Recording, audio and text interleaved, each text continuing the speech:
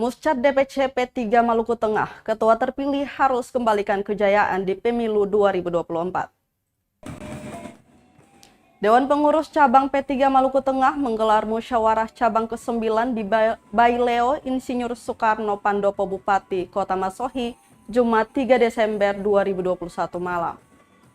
Muscap 9 partai berlambangkan Ka'bah ini mengangkat tema merawat persatuan dengan pembangunan jalan pulang menuju Ka'bah.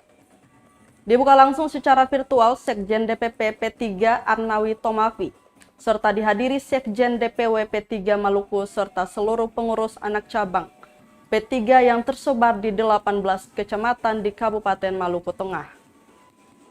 Tak hanya itu, Bupati Tuasikal Abua turut hadir menyaksikan proses Muscap P3 Maluku Tengah tersebut.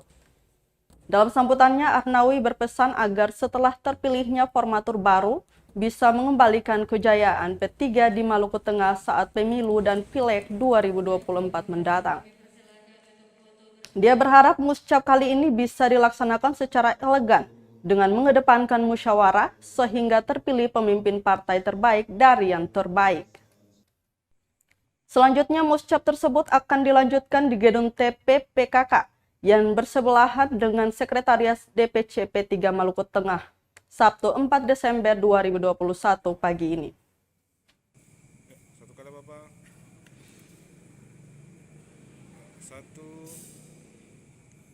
Satu, dua, tiga. Satu kali terakhir, 1, 2, 3. 1, 2, 3. Oke, siap.